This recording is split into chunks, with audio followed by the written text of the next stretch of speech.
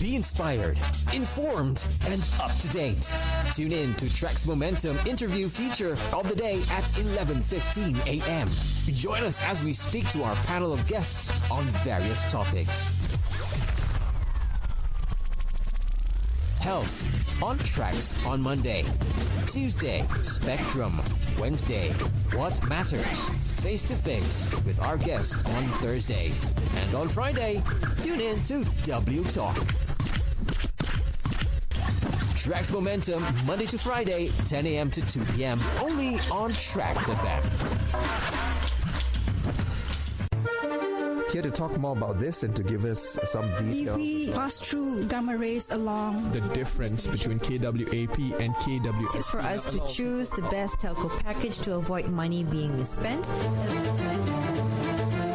What matters? What matters? What matters? What matters every Wednesday, 11:15 a.m. only on TRAXXfm. Don't miss it. It's 16 minutes past 11. Good morning, Malaysia. Otto with you till 2 p.m. today on TRAXX Momentum. And today's interview feature of the day will be about the final call for PICkids. And today we have a special guest on the line right now. We have Dr. Saidatul Norbaya binti Buang. She's the public health physician from the Family Health Development Division from the Ministry of Health Malaysia. Good morning, doctor. Good morning, Otto. A pleasure to have you in the studio. Thank you so much. I'm very sure you are a very busy person, and it's quite an honor to have you in the show right now. Thank you so much. Yeah, it's an honor as well to be invited to the station. Now, let's go straight into today's topic, yeah? So, you have been a public health physician for quite some time. Can you tell us actually what is the current percentage of PICkids children that have been vaccinated? Okay, thank you for the question. As of yesterday, because we do monitor the uptake on daily basis, as of yesterday of 10 of May, we have around 44.2% of children aged 5 to below 12 has taken their first dose of vaccination. This is equivalent to 1.57 million children of their age. And of those, about 61.2% have received 2 doses of their vaccination, and we yet to about 600,000 is yet to receive their second dose. And if you look at between in terms of which state is actually having a higher percentage, basically Sarawak is the state with the best performance so far. This is followed by Melaka, Penang, Klang Valley, and Negeri Sembilan. And sadly, state Kelantan and Terengganu has the lowest rate of vaccination, as well as Perlis. And for Sabah, specifically because of their logistic location of their people and distribution of children, so they're a bit slow in picking up the vaccination. Yeah, I think that's what we have in terms of percentage as of yesterday. I think you did provide the breakdown of the percentage. Now, moving on, what are your thoughts on the low vaccination rate among rural youngsters, and why do you think this is? Okay. Why? Okay. Why is okay? The first of all, actually the children vaccination and those below 18 is really dependent on their parental acceptance. So where the parents must provide a written consent before a child becomes eligible for the vaccination. So basically, the hindrance is actually the parents, and there are several factors that we have, as you remember, which have seen throughout the past few months. Number one is actually the influence of the social media messages, especially among these parents, where they kind of like tend to rely on the social message, be it wrong or right for them. And this basically form their belief and attitude towards COVID-19 vaccination, and subsequently their behavior. And they also mentioned of fear towards the vaccine safety, though repeatedly Ministry of Health have conveyed messages that the vaccine for children is different from the adult. The community for children are much lower doses and much safer for the children. And secondly, we look at the perception of Malaysia. As Malaysia is going towards endemicity, there is a growing perception that COVID-19 infection is very mild and children will not be affected, or if they have infection, it's very mild. They will recover in few days. The other aspect that we can see that with this endemicity, I say that there is no need for vaccinate the children anymore. And the third factor that we can see is the attitude of parents. Some parents have this connotation, we say that wait and see attitude. So so they want to. When we ask some of the parents, then the parents say, "Oh, we would like to see that what happened to other kids when they got their vaccine. Do they develop side effect or not?" But surprisingly, that we have been giving the vaccination for the last 3 months, and more than 1.7 million, 1.57 million kids have got their vaccination, and yet this attitude still prevails. Wait and see. So we still waiting. I'm not sure when are they going to make their decision when we are now on the final days of the vaccination. Oh, yes, definitely. Before I ask you another question, we are currently talking to Dr. Saidatul Norbaya binti Buang. She's a public health physician from the Family Health Development Division, Ministry of Health, Malaysia, and we're talking about the final call for PICkids. And we are currently streaming live right now on our Facebook Live at TRAXXfm Official. That's TRAXXfm OFFICIAL. And just like to say hello to those who are currently online. We have Kathy Jaafar, we have Patricia Lim. Thank you so much for joining us. Liman Hui as well. Patricia says, good morning, TRAXXfm DJ, and also to the doctor and everybody listening. Have a nice day, and you too as well.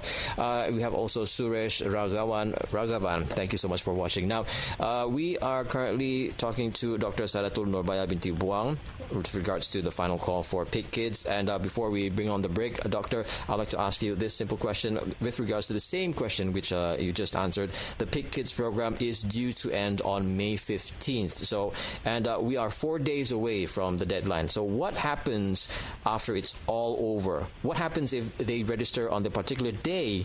And will any children registration made on that day still be valid? Okay, so yes, as you know that MOH basically has said that 15 May will be the last day.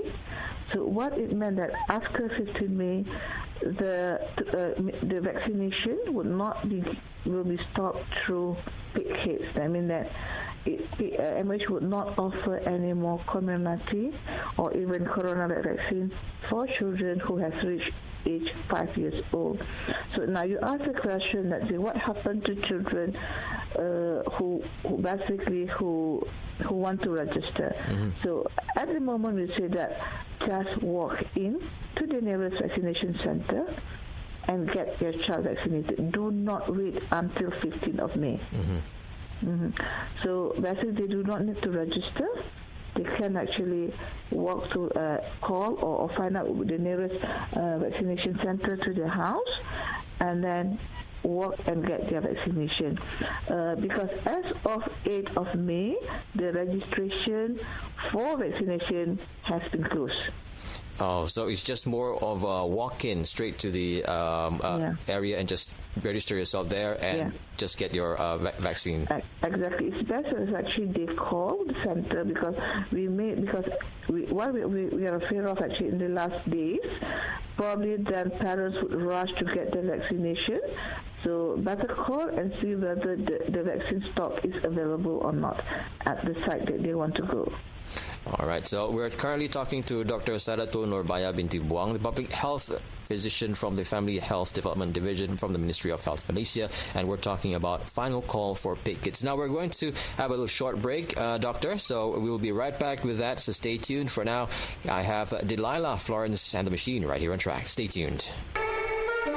Here to talk more about this and to give us some details. If we pass through gamma rays along The difference between KWAP and KWAP. Tips for us to choose the best telco package to avoid money being misspent. What matters? what matters. What matters? What matters every Wednesday, 11:15 a.m. only on TRAXXfm. Don't miss it. 31 minutes past 11. Good morning, Malaysia. Otto here, coming to you live from Angkasa Puri, Kuala Lumpur, the studio, of course. And today's interview feature is talking about final call for PICkids. And on the line, I have Dr. Saidatul Norbaya binti Buang. She's a public health physician from the Family Health Development Division from the Ministry of Health Malaysia. Thank you very much, Doctor, for taking the time off your busy schedule. Doctor? Can you hear? Oh, you can hear me. Okay. I'm afraid that I lost you. But anyway, thank you so much. Now, for those who have you just tuning in right now, we are also coming to you live from our Facebook Live currently at TRAXXfm Official. Take a look right now because we're going in live. As well as if you want to share it, please share. For those who are actually interested to ask the good doctor, you can do so via our Facebook Live currently. And make sure that we will try to answer it as fast as possible, right? Because due to the time frame, we can probably take one or two questions. But anyway, moving on, Doctor, will there be any special permission extensions for the PICkids program? Because we all know that the 15th of May is the PICkids program due date to end, and now we don't have to register. We can just simply walk through the PPVs right after the 8th of May. And since 44% of Malaysians are already, vaccinated for the 5 to 12 years old, is there any special permission for extension when it comes to that? Yeah, I see not permission. I see it as a special consideration. Yeah, where this announcement, number one, would not affect any dose 2 vaccination. That means those who have been vaccinated, they will still be getting their dose 2. They will get their appointment. They can book for their dose 2. That's not being affected. Okay, then we do have those who were born or in year 2017, or those who are now getting to be 5-year-old this year. As we know that the vaccine is only eligible when a child reached their 5th birthday. Mm-hmm. So it means that those who have not reached their birthday on the 15th of May are not yet eligible. So, considering of equity and fairness to all these children, Ministry of Health will continue to provide COVID-19 vaccine for those who are not yet 5 years old when they reach their 5th birthday until end of this year. That's number one. So parents who actually have children 4 years going to be 5 should not be panicked, because their term of vaccination for this kid will continue until end of this year. Okay. Group number 2 would be those children who were born between 8 to 15 of May. Yeah, this is a special consideration because Ministry of Health has actually announced that 8th May as the last day for registration. So that means that those who were born on the 8th May and 15 May may miss the vaccination. So for this group, they can get their first dose latest by 15th of August. I see. Okay. Okay, and the last group will be those children who were infected with COVID-19, and they have to cancel their first dose appointment. Yeah. For these children, we still offer their vaccination once they recover, and they can come for their first dose vaccination. So these are the extension or acceptance that we give. I see. So what about children who do not need to be vaccinated? What should the parents do in this situation, and who are they? Okay, when you talk about children who do not need, basically all children, between the age of 5 to 11, we encourage to take 2 doses of COVID-19 vaccine, especially children, because there's a lot of misperceptions saying that, my children do have chronic illness and comorbidities, they do not need vaccine. It's wrong. The children basically who has chronic illnesses and comorbidities require the vaccination more than healthy children, So basically, we say here, what is happening is that children do need their vaccination, but those children who have immunocompromised situation, they may require medical assessment before receiving their vaccine, And children who develop severe ear allergy following COVID first dose vaccination or has history of severe allergy to the vaccine content, will be offered alternative vaccine. For example, if the child develops severe reactions toward Comirnaty, so as alternative, they will be offered to Coronavac and vice versa. In situation where they are not they're allergic to both, then they will be stated in their vaccination as children are not eligible for, they are not suitable for the vaccination. They're not required. And the other group we said that which are not are the children basically who have below the age of 5, as newborn to 4, where they are not yet eligible for any vaccination.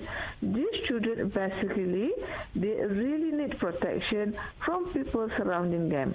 So here the parents need to protect the children through giving vaccination through themselves, or the children as well as the elderly. And at the same time, they have to use the precaution for practicing family hygiene and avoid crowding places for these children. As these children may got infection if without any protection, If you've just tuned in right now, we're talking to Dr. Saidatul Norbaya binti Buang, the public health physician from the Family Health Development Division of the Ministry of Health Malaysia, and talking about final call for PICkids. Now, Doctor, more than 1.5 million children have received the COVID-19 vaccine, according to reports. So what advice would you provide to parents who are still hesitant to get their children vaccinated?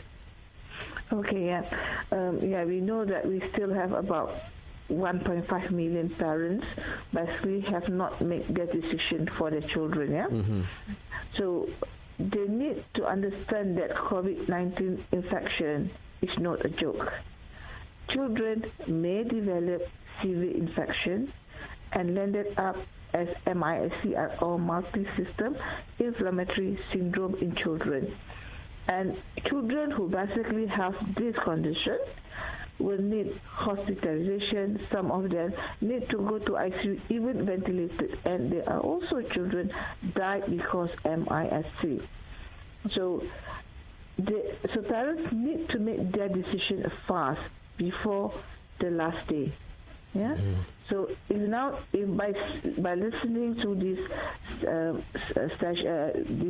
segment today, if they want to vaccinate, just call or look at where is the nearest center. Please do get your child vaccinated. Well, thank you very much, Doctor, for that advice as well. We're going to take another song break, and then we'll be right back.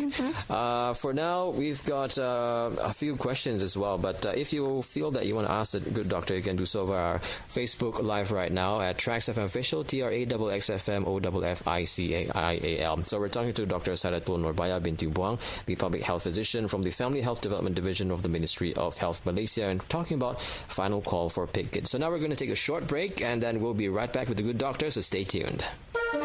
Here to talk more about this and to give us some details. If we pass through gamma rays along The difference between KWAP and KWSP. Tips for us to choose the best telco package to avoid money being misspent. What matters? what matters. What matters? What matters every Wednesday, 11:15 a.m. only on TRAXXfm. Don't miss it.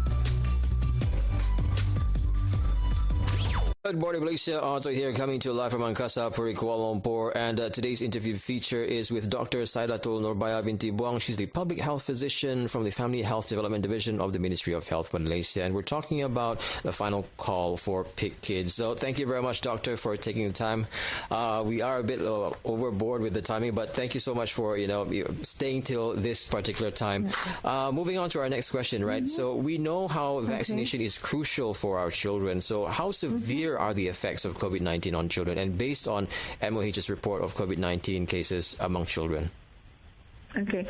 Thank you for the question. Yeah, if we talk about the COVID-19 among children, yeah, if you look at the trend, basically the number has reduced. Yeah, and most children, they will have minor infection where they presented with mild symptoms. However, you will not know which children will develop the MISC. That is what we worried about. Yeah, and MISC is not caused by vaccination. It is only caused by COVID-19 infection. So that is what people have to know.